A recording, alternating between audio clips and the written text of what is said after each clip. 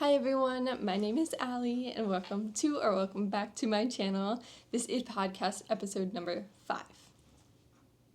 In today's podcast, I have a finished object to share as well as a work in progress and some future plans that I am getting ready to cast on shortly with some of the yarn I've recently purchased and also some yarn that is in my stash that has been staring me down to do something with.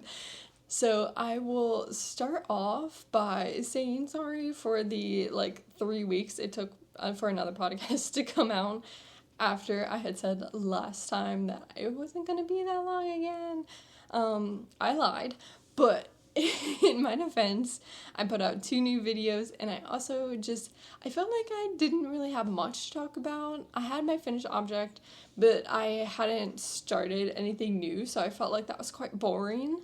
So I decided to wait until I had a little bit more to talk about. So here we are.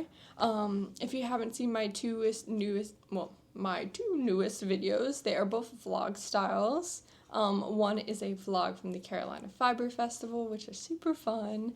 And then another is a crochet test vlog. So I participated in a crochet test for a designer on Instagram, and I vlogged the whole kind of process of me making the sweater that I did, and along with some final thoughts, some pros, some cons, a kind of an analysis of the entire experience. So that was really fun, and it was nice to kind of sit down and really think about my projects, especially because a lot of the times I feel like I make them and I don't take notes and I don't, I don't weigh my yarn and really kind of get into the nitty-gritty of patterns, especially if I make modifications and things like that, and then I forget about them. And so it was nice to kind of challenge myself to really keep track of things, and I think I really like that style. So if you have watched that video and you are interested in more kind of make with me videos, I would absolutely love to do some more and share the process of things, and I really like watching those kinds of videos, so I am totally down to do some more. But now let's talk about my finished object. I'm so excited to share this. So this is going to be the Darling Wrap by Pernille Larsen, or the designer behind the Knitting for Olive. So, ta-da! It is not the best on the hanger because it is very drapey and beautiful, but it really is meant to be worn to show. But I will insert some pictures somewhere while we're talking about this to really give a proper showing. So this is it. I'll zoom in on some of the details here. The 2x2. Oh, it's just so nice. And then the back. Stunning.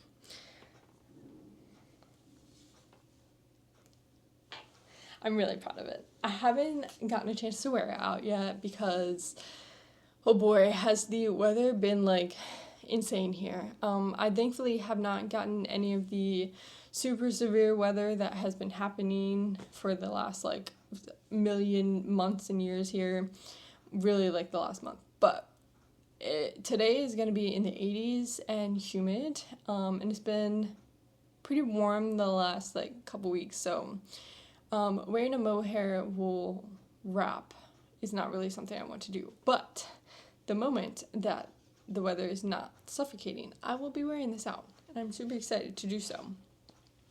So let's talk about this pattern, the Darling Wrap. I'll start off with using the yarn that I used. So as a Knitting for Olive pattern, of course it's going to suggest that you use Knitting for Olive, and I have used Knitting for Olive.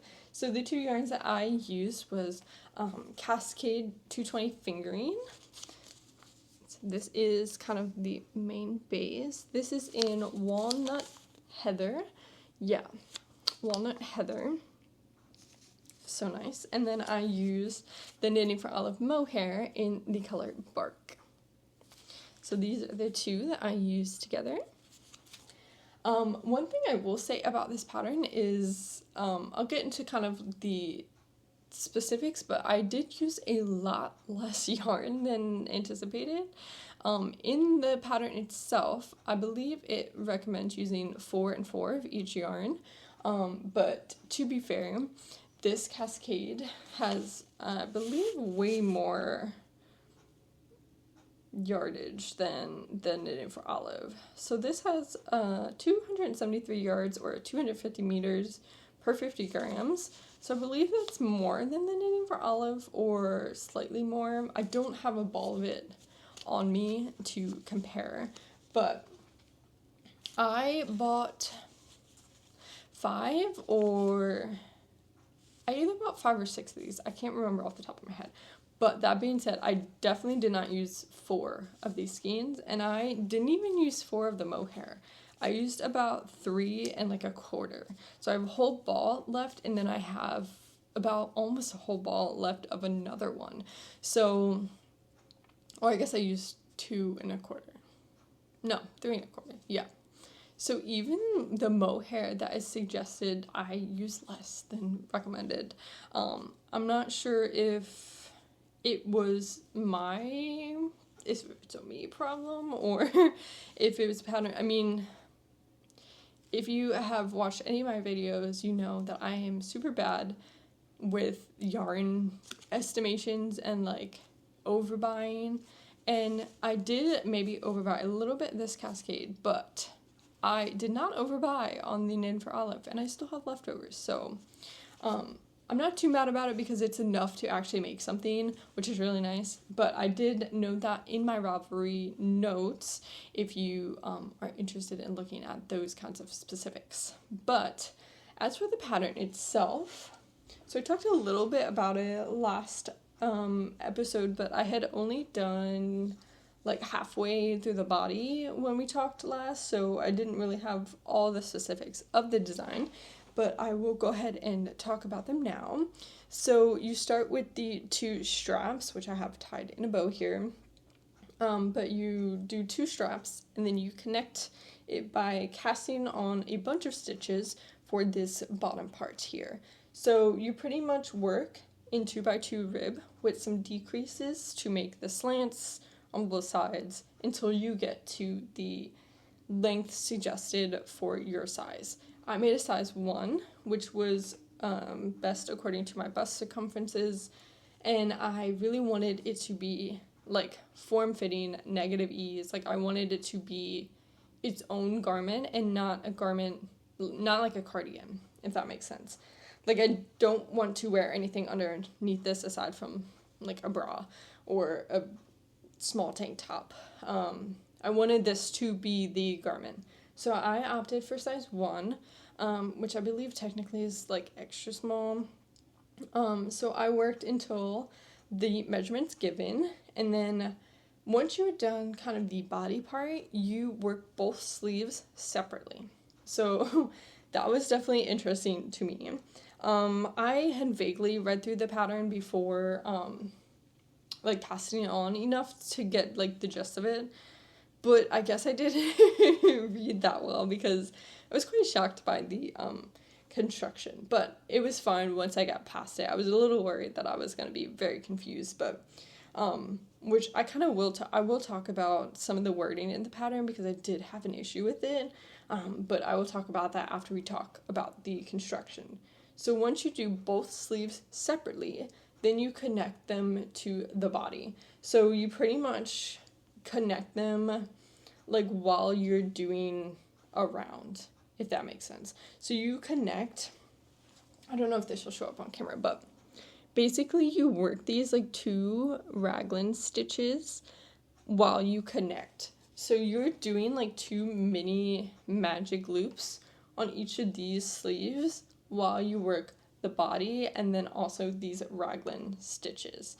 So it was quite a pain just like maneuvering and like the actual knitting process because it was very awkward.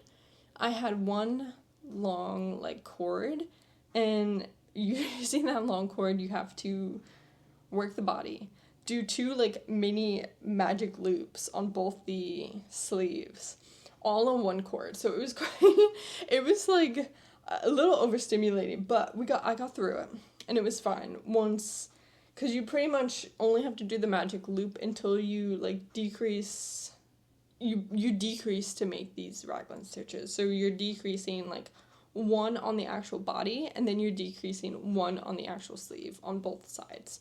So once you get past, like, having too many stitches to, like, just knit flat, then it's good. It's all good there. And then once that's all connected, you do work some little bit of short rows in the back, which you probably can't even see. It was like 3 short rows. It wasn't much. And then you bind off at the very top with a I-cord bind off. So that was the construction of the Darling wrap.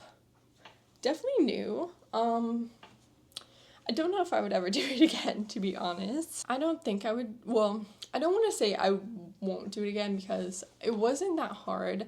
It was just new, and one thing with working from bottom up, especially this construction, you can't really try it on to see how it's going to fit. And with this is my first time making it, so I really followed the pattern to a T. I didn't want to do anything wrong, but I do wish it was like a smidge longer, but that's not like a problem or anything. But if I was able to try it on, I would have seen that I wanted it longer, and I would have made it longer accordingly. But that's something to know for next time if I make it again. Another thing I had an issue with was some of the wording in the pattern. I talked about this in the last podcast about the short rows at the very beginning of it. So when you start, once you connect the straps and everything together, you do short rows to make this like little buttonhole that you thread the straps into on one side. And the instructions on where to end the short rows, like what marker to reference, is not very clear.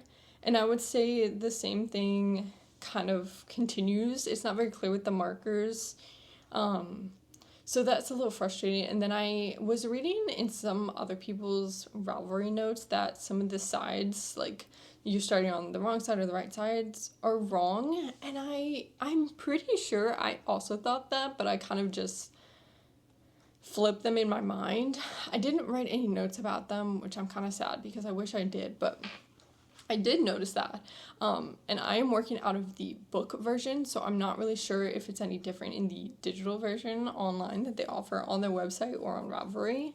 But I did notice that, and it's not like the clearest directions, which I kind of am indifferent to because I don't expect every pattern to hold my hand, especially like such a big company as Knitting for Olive. Like, I don't expect their patterns to have pictures or, very descriptive wording that a beginner would need. So that's just something to note. I don't think it was hard. It was definitely just different. That being said, now that I've made it, I definitely would like to make this again. I think in a different color would be lovely. I love the brown. But I think like in a white, or even like I was eyeing some green. So I don't know. But after doing it the first time, I have a much better understanding. But I do wish some things were clearer. So yeah, that is my Darling wrap. I am still really happy with it. I really like the construction of it, like how it looks with the raglan around the like arms. And I mean, that is a typical raglan, but I don't know, something about it, I really like it. And I really like how it is form-fitting with negative ease, and it's really what I wanted when I saw it. So I am very happy with the pattern, and I can't wait to wear it somewhere. I'm imagining wearing it like out on a walk. I plan to head to the museum soon once the weather shapes up, so I think this would look so pretty at the museum. There's a whole bunch of walking trails, so I'm gonna hopefully go walk and get some pretty pictures with the flowers with this, and I think it would look really nice. Okay, the very next thing I want to talk about is my current and only work in progress, really, that I've made progress on. I do have one more other cardigan that I vaguely mentioned last time, but I once again have not made any progress on it, so I will not be talking about it. But I can talk about my darling cardigan. Definitely not intentional to make two darling things at the same time, but I guess that's my vibe right now, making darling products. So this is the Darling cardigan.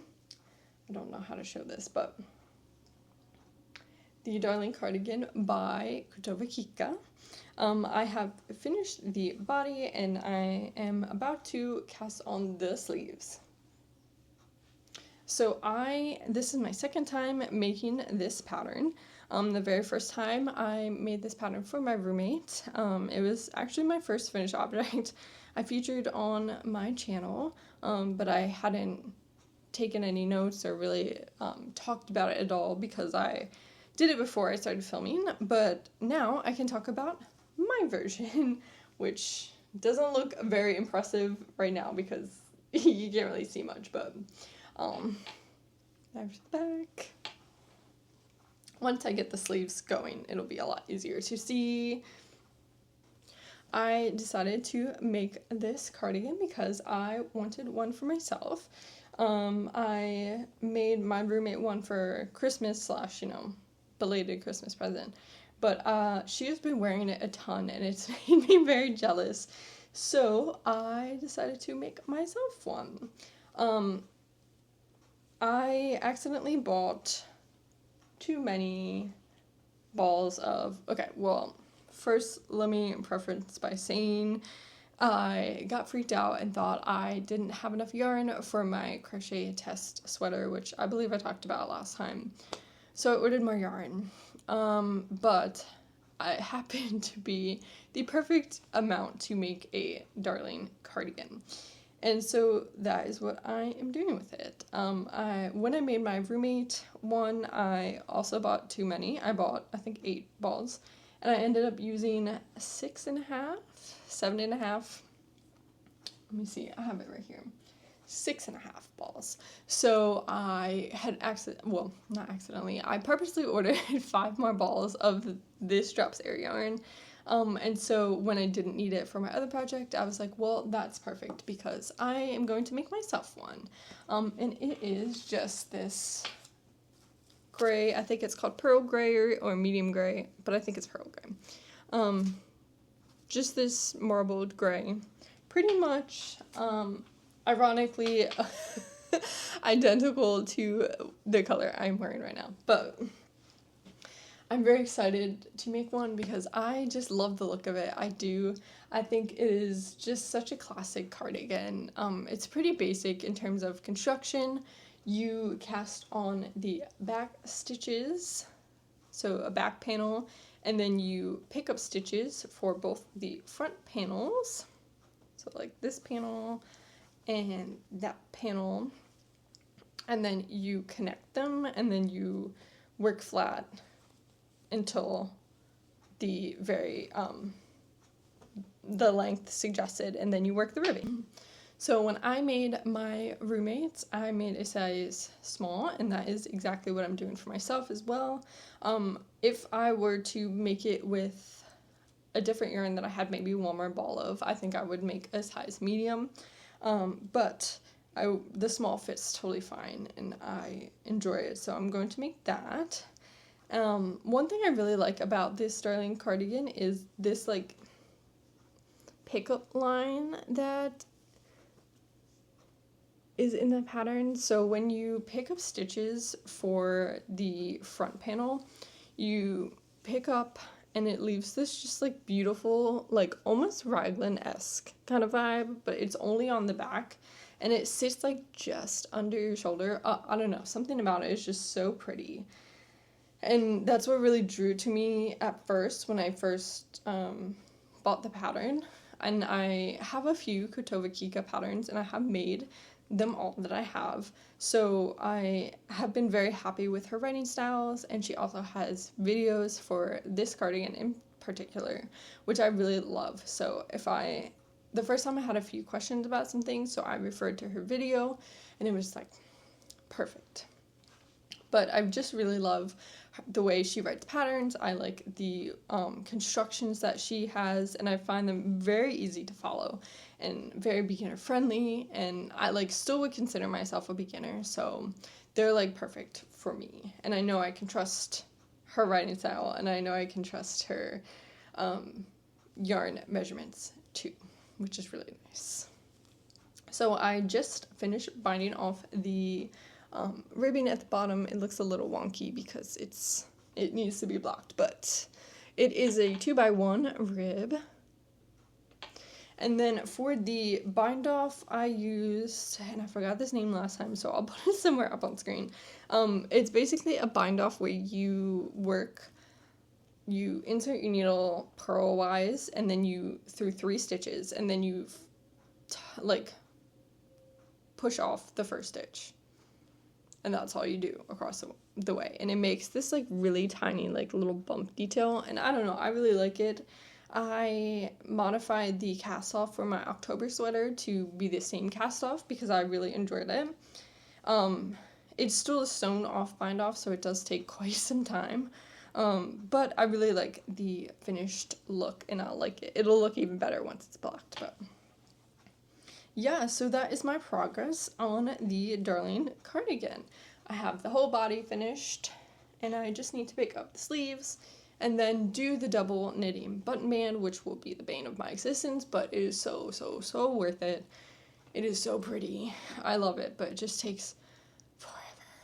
But I'm really excited to get this done and be able to wear it, again, once the weather gets a little bit better outside.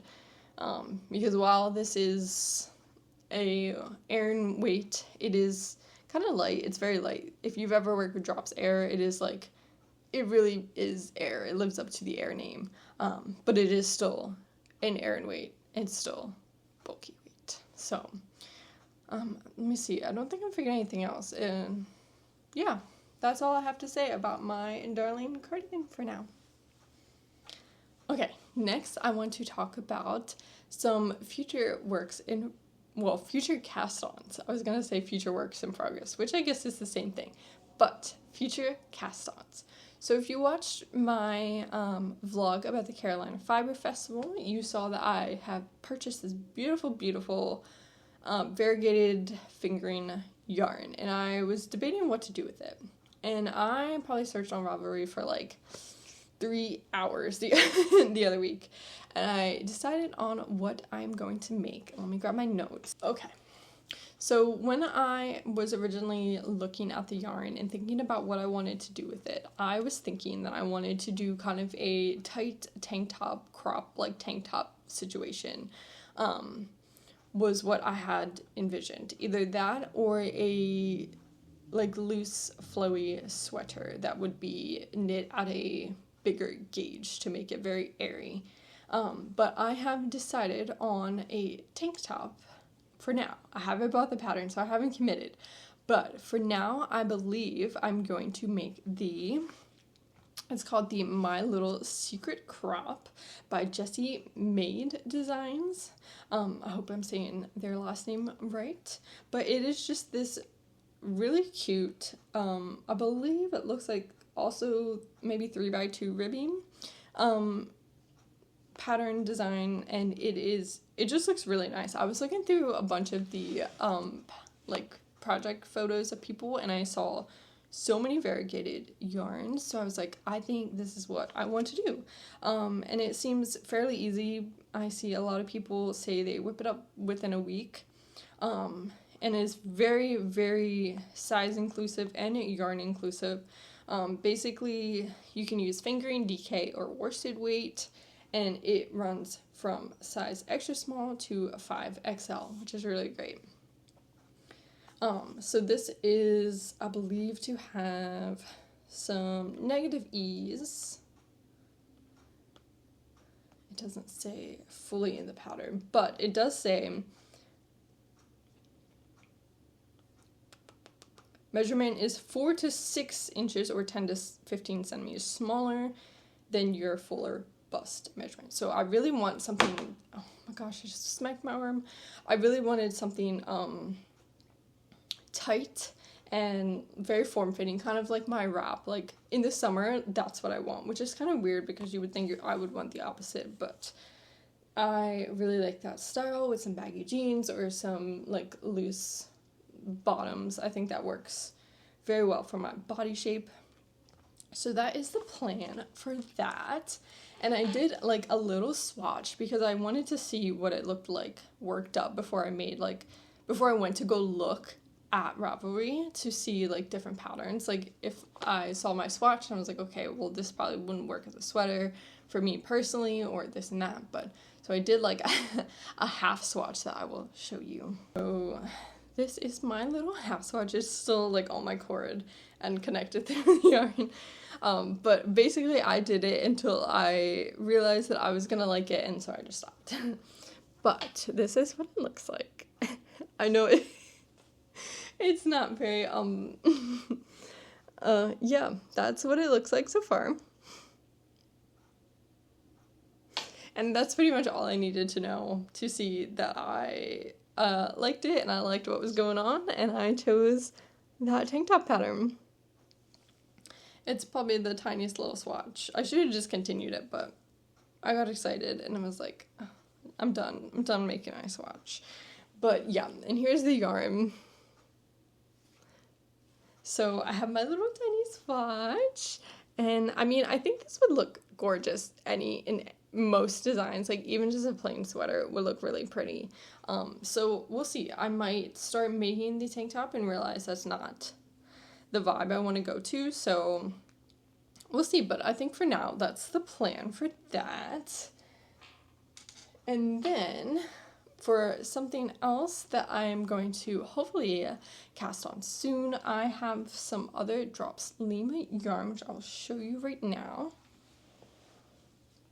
So I showed this off in my, I think, very first podcast or my second podcast, but I have this pink color.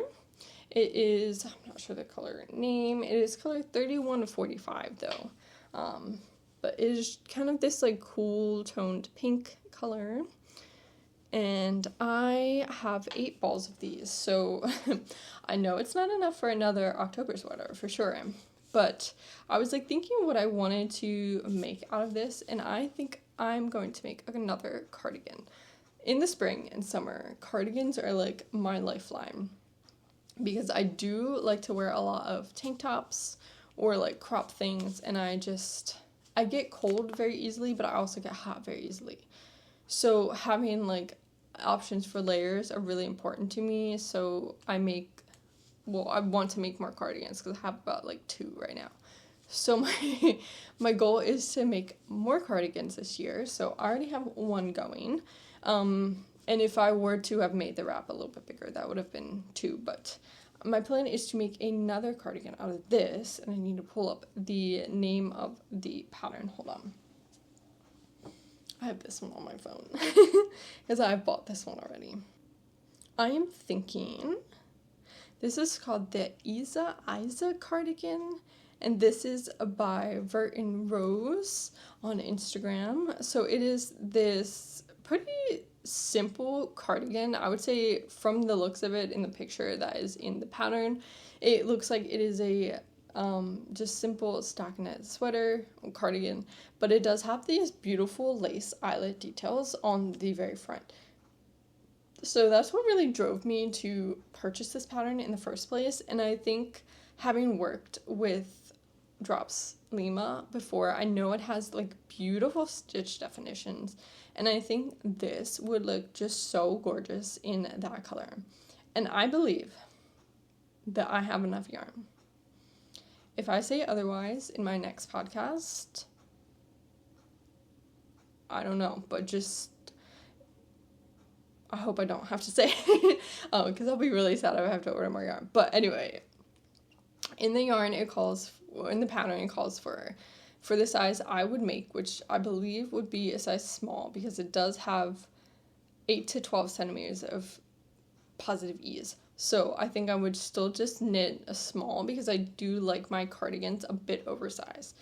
Regardless, both size extra small and small take 7 balls of drops cotton merino, which I looked and is around the same as, I think it's actually less meters than my drops lima.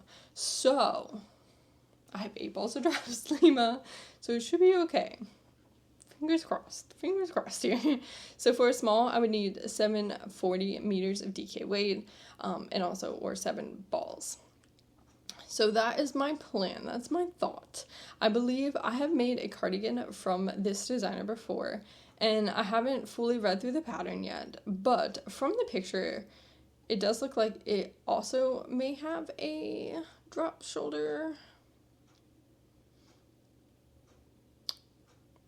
And now I'm reading, and I want to tell you that the very first line of the overview for this pattern says this cardigan is worked bottom up. So that that may change something. But I still want to make this because I think it would be beautiful in this pink color. I don't know, man. I just think it would look so nice and springy with the little eyelet lace in the front. I don't know. Maybe I'll give it a go. But yeah.